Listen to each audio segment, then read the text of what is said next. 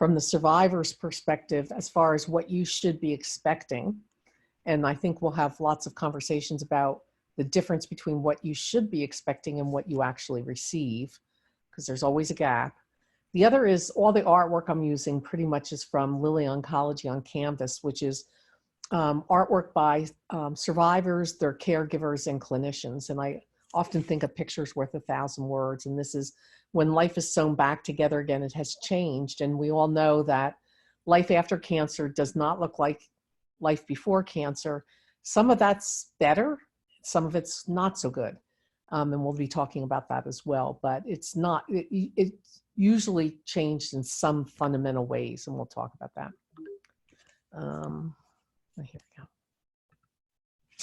So I just want to go through the definition of cancer survivor, because when I was recently the interim director of the Office of Cancer Survivorship at NCI, I did this exercise that took about a year, year and a half of working with advocacy groups and researchers and clinicians and survivors about the existing definition of cancer survivor, which is basically anybody diagnosed with cancer for the rest of their life. I think everybody agrees with that. But what we did is we changed some of the other words after that, which is acknowledging that there's many types of survivors, including those living with cancer and those free of cancer.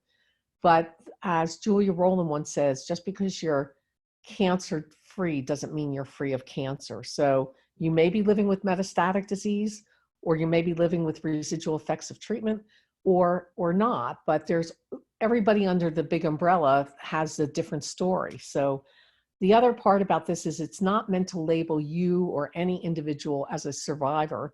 You can call yourself whatever you want, including Ray or Jay, but it's really meant to talk about the unique needs of a population of people who've been diagnosed and treated for cancer. And so I wanted to do that because there's many different ways to be a survivor.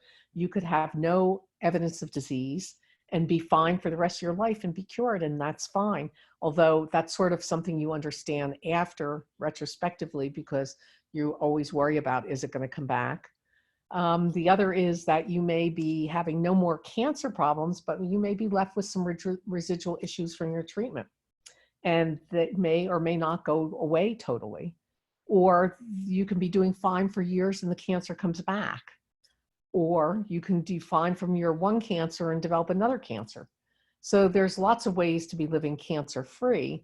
And then there's also those who live with cancer, which is they have metastatic disease, or it never goes into remission, or it goes into remission, but then it recurs. And there's some cancers that do that more than not, like ovarian cancer and lymphomas. But, you know, again, everybody's experience is different. Briefly, I just want to touch statistics with you. We know that the prognosis overall of people with breast cancer is good. A lot of people with other types of cancers wish they had breast cancer instead of what they have, but those who have breast cancer wish they didn't have breast cancer to begin with. The 5-year survival rate's over 90%, and these statistics, as you see, are from 2017, and our data always lags what is really going on because we're still collecting it from people who have been diagnosed since 2017. But that means that there are now over 3.5 million women who have been diagnosed with breast cancer.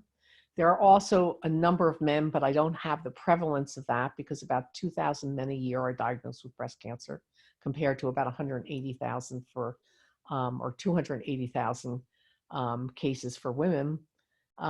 So those are things that are important to know. The nuances of who does well and who doesn't well changes over time with the type and stage of breast cancer and the color of your skin and whether you have insurance and all those other kinds of things that are a reflection of our unequal health care system. And so it's not all women do not equally benefit from the services and the treatments that we have, which is unfortunate and finally getting some attention. The other thing is, you know, women think you've all had breast cancer, so you're in that 12.9%, which is a lifetime risk if you live to be 85. But you may not have been familiar that your risk for heart disease is actually twice that.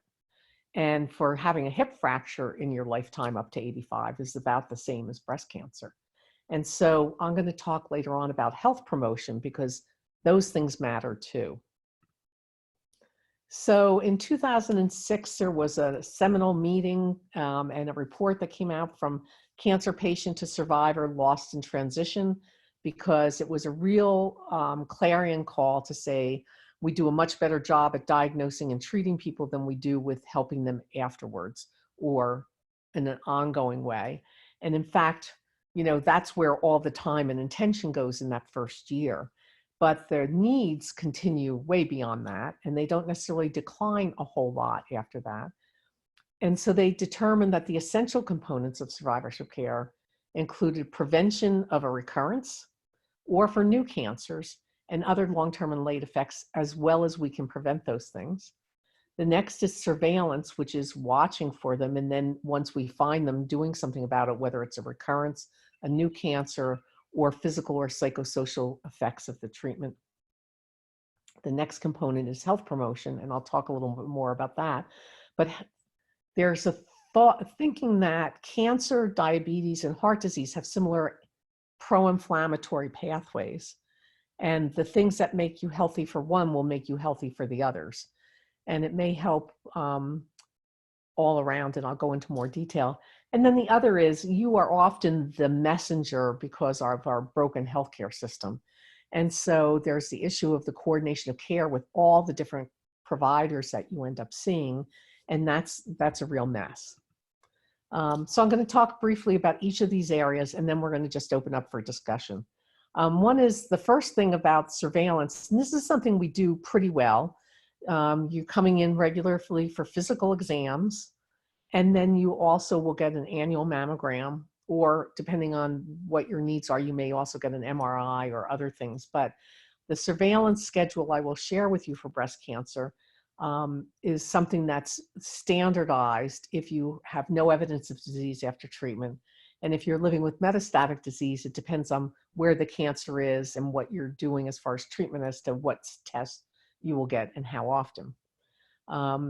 The other thing is, just because you've had breast cancer doesn't mean you can't get colon cancer, especially, you know, if you're not doing the screening procedures like having a colonoscopy or getting a fit test with your stool, or pap smears and pelvic exams. So when we talk about surveillance, we're talking about breast cancer itself for coming back, or new breast cancer, because you certainly can get a breast cancer in the other breast as well. And then for other cancers that you may be at risk for based on your age, etc. And so we tend to do well with making sure you're getting those tests or making sure that they're ordered. Again, there's some differences in uptake as to who has the ability to go get those things done. Now, this is the standard follow-up surveillance for women with breast cancer, which you may or may not be familiar with. But you should be getting a physical clinical exam and a medical history to how things are doing. In the first couple of years, you would get that probably every 3 to 4 months for at least the first year or two. And then by year 4, you might be doing it every 6 months. And by year 5, you switch over to a once a year.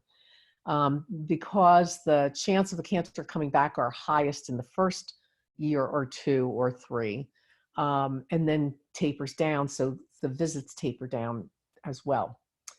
The next is the screening mammogram for the opposite breast or the same breast if you didn't have a mastectomy.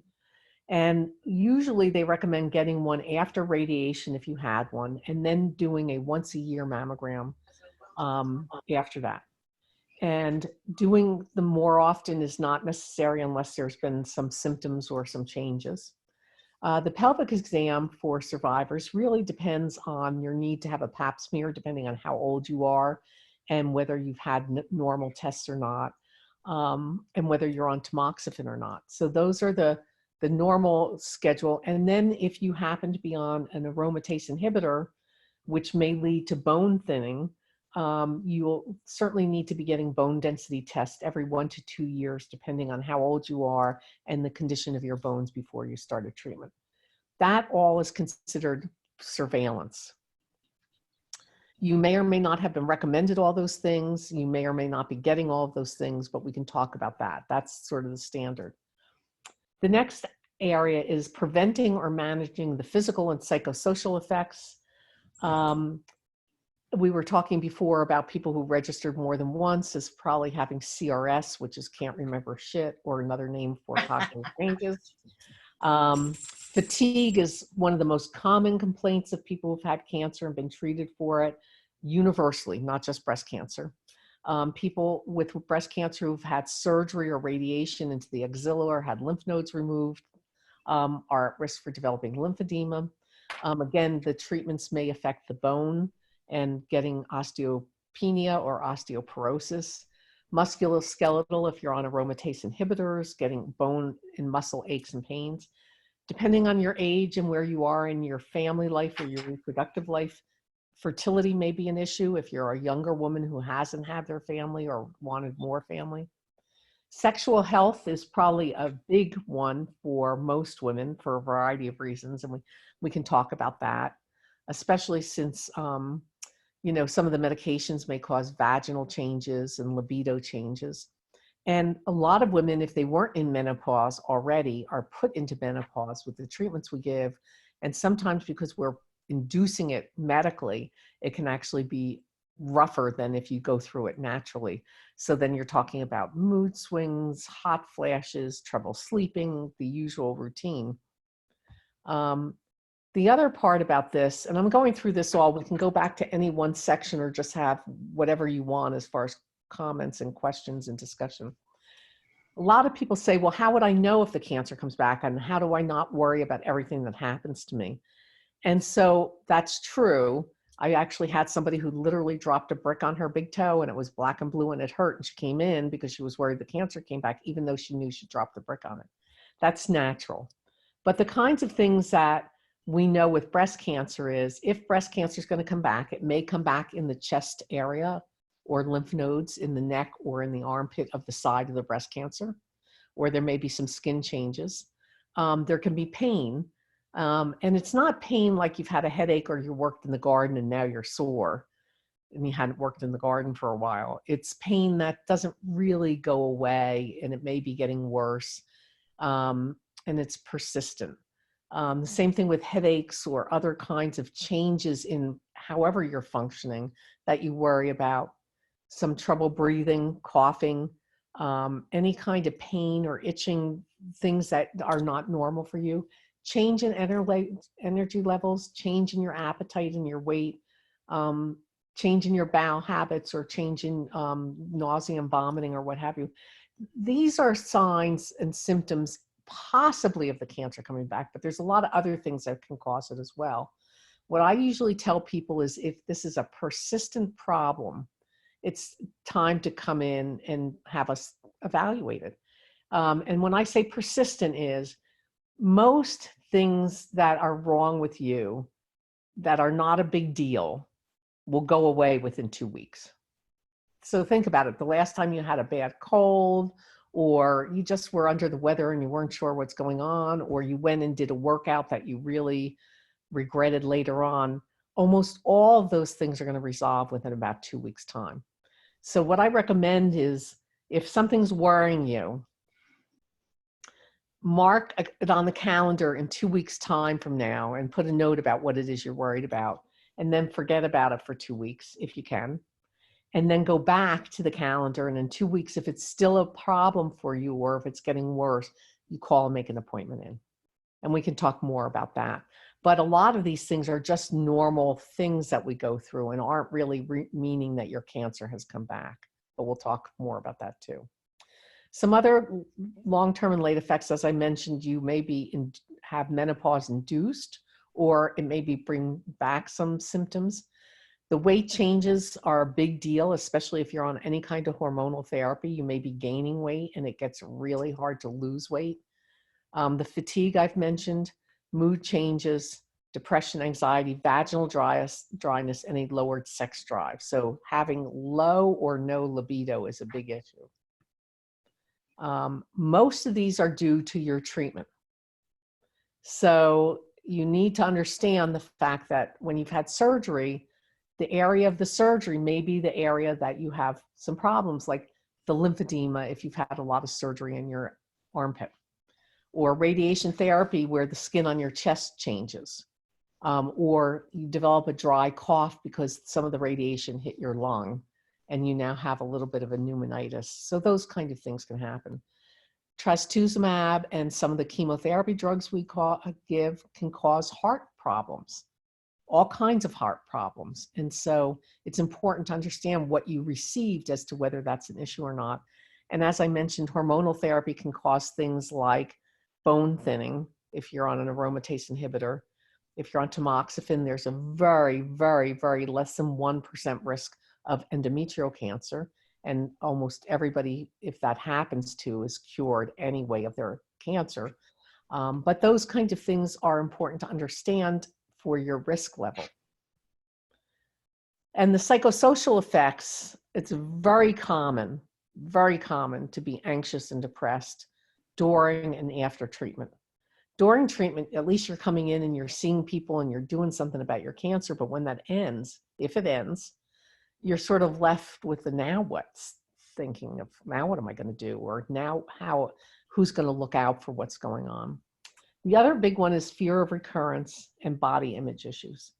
And I'd like this image here of the before, during, and after.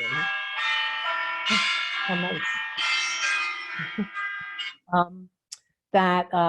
The after is bright green again, but the branches are pruned a bit. So life comes back a little bit different. So let me speak specifically to fear of recurrence. I would be very worried if you didn't worry at some point about your cancer coming back. It's very normal to worry about that. It's not normal, though, however, for it to interfere with your care or your life. And I'll give you some examples.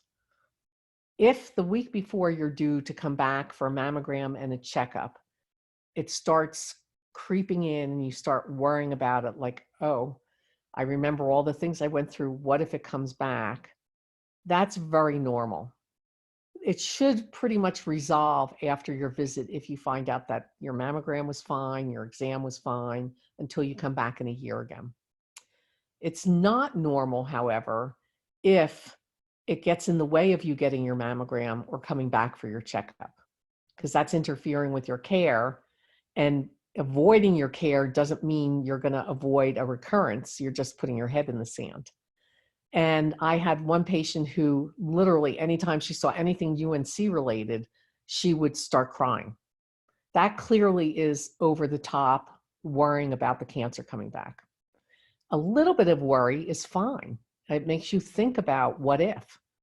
You know, it also makes you think about, am I living the life I want to be leading? In the sense, if the cancer came back, what am I not doing now that I should be doing in case the cancer came back? Or if the cancer has come back, am I doing what I want to be doing about this? So a little bit of fear is good. A lot is immobilizing and not. And there are helpful interventions for people who have really high levels of fear of recurrence. If it's a low level, you can analyze it yourself and think about it and use that for however you want to examine your life and what you're doing or what you don't want to be doing or whatever. That can be very helpful. I usually tell people the week before your annual checkup is not the time to get a divorce, because you just might be a little on edge right now, and maybe the week after it'll be better again. So, you know, use where you are in this situation with good judgment. And then the body image changes. Whether our scars are visible or not, this does affect us and who we are as women, as mothers, as partners, as whatever. And sometimes the effects can be very surprising. Like, I never really associated my body image with my identity or with my breasts and how small they were or not. But I really found that after my breast surgery that I was very self-conscious, and I wore jackets all the time over my clothes because I was very self-conscious of how I felt about it, and also felt less feminine for a while until I sort of, you know, came around with those kind of things. So some of these effects can be very subtle and short lasting, or they can be longer lasting or more impactful. And that's really based on who you are as an individual and what you bring to the table with all this. Now I'm going to talk more about health promotion, because when treatment is over, a lot of people say, what is it that I can do to take care of myself, or that can help with keeping the cancer from coming back, or whatever. And you're not going to like this because you already know the answer. We should be exercising more. We should be eating well. We should be a healthy weight. You know, I should probably be a size 10. I'm not. We should be physically active, and we should be not sedentary, which has been a real challenge with COVID, because you can be physically active and still be sedentary, like I have been this past year. Because when I'm not being walking or doing something, then I'm just sitting on my couch because I was home all the time. Obviously not using tobacco. Most breast cancer survivors are not tobacco users, but there are a few. And the bigger news is really you shouldn't be drinking. And if you do drink, drink minimally. Because there is definitely an association with alcohol and breast cancer, and possibly with a recurrence, as well as being physically active. So these are things that are not only going to make you feel better, they may affect your chance of the cancer coming back. It could affect your risk for heart disease. It could affect your risk for diabetes. And so these are all the things that we know we should be doing, but I'm going to show you what the US population does, not breast cancer survivors. But when I do that, I'm going to show you, because this is how people in the US operate. I can tell you it'd be good to be more physically active and not to lead a sedentary lifestyle and to eat well. But if we had a pill to do this, I'm sure you would be in the line for the pills to do all this and make life easier. That's just human nature, and that's who we are. Now, this is the US, the general population of adults. Only 7.7% of the US actually do all those things, less than 10%. So the darker the state, the more likely people are doing those things. So here we are at North Carolina, we're pretty white here. Less than 7% of people do all of these things, which they measured as being physically active, eating enough fruits and vegetables, having minimal alcohol intake, not smoking or using tobacco, and getting adequate sleep, which is really important too. Now, when we looked at survivors, now these were all cancer survivors, not just breast cancer survivors. This mimics the general US pattern, which is about 10% do all of those things. You know those people. You stand next to them and you think, I hate you. You know, you're thin, you're muscular, you know, all of that stuff, because you do all of the right things. And then there's about 10% who do none of them. And you look at them and you think, eh. But, you know, there are some people who are smoking and doing all that other stuff. Most of us are in this middle where we do 2 to 4 of these things. Whereas I don't smoke and I hardly drink, and I do physically active, but I am overweight and I am somewhat sedentary, especially this last year.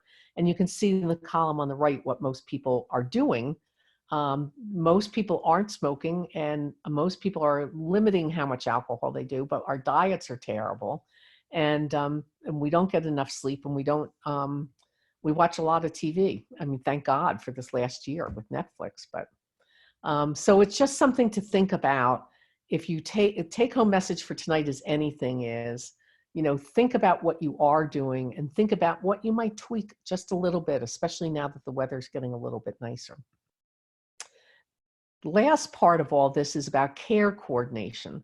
And I'm going to ask you, when I can see your faces and stuff, if any of you have gotten a survivorship care plan, because that was created as a tool to help you understand what you had, what you've been through, and what the plan of care is going to be going forth, like what tests and how often, who you're going to see when. Very few people are getting them, and that's unfortunate, but we can talk about that too. And then the other is you should at least be having a primary care provider as well as your cancer team. And over time, you may be only seeing your primary care provider, because things that may come up, they can help handle as much as your cancer team can be, unless it's a cancer coming back or a new cancer. But you may be seeing other people. You may be seeing a therapist. You may be seeing somebody, a lymphedema therapist. You may be seeing a cardiologist or what have you. And so it's important to make sure they all know about each other so that they can share notes with each other, and that they know who's doing what with you, so that There's no overdoing it or underdoing it, making sure you're not getting 3 colonoscopies, which I think you probably pick up on, but also not getting enough of your blood pressure checked and things like that. So that's important to know about. And you know about a lot of resources because obviously you're in this Komen group. I just want to show you how many breast cancer related groups there are. And I have sent my slides as a handout so that you can get the website to go look at these if you want to see more of them. But breast cancer is one of the diseases that has had the most research, has had the most resources towards it, which is wonderful for breast cancer, not so much so for other kinds of cancers. And there's tons of books. These are just 2 that I liked personally. These are a little bit older. There's newer books. There's all kinds of workbooks and calendars and this and that. You can't get away from it. I also have an issue about the pink thing. You know, if you can buy a Harley Davidson pink motorcycle, how does that really help breast cancer? Or Yoplait, where you spend more money on the stamp than you raise returning your Yoplait lids or whatever. But that's the political aspects of all of this, and I'm happy to also speak about that. And as you are probably well aware, since this is a Komen group and the Komen run coming up, the amount of resources that are on the website, including this one that goes through all the care that I just talked about, and what that should look like for when your treatment is done, if it's done. And then there's also other information about side effects, what they are, and how you might think about them or manage them, complementary and integrative therapies like yoga and Tai Chi, acupuncture, and things like that. And then because sexuality and intimacy are affected many times after breast cancer diagnosis and treatment, there's also some good resources. And if you go to this URL that I have up here, it actually is the page where all the materials are as well. And there's also videos, and there's a lot of other things. So that was the 30,000 foot view of breast cancer survivorship care. And I really hope that in thinking about these, if all of these were actually done for you and helped you pick up your pieces for after you had your cancer, to sort of get your life back on track, which takes a while. The first year is so busy getting from one appointment to the next, getting everything scheduled so you get your surgery or your radiation or whatever it is you're going to have. It takes the second year to start processing what you've been through. And that can go on for more than a year afterwards, about assimilating all that you've been through, the changes it's made physically, psychologically, emotionally, and that it's not a easy or fast or, okay, I'm done and I'm moving on now. Although our family and friends may think, oh, your treatment's over, what's the big deal anymore? But that's a different story. So I just want to thank you for inviting me to do this. And I'm really looking forward now more to have comments and questions and discussion about what your experience has been like and what you're wondering about.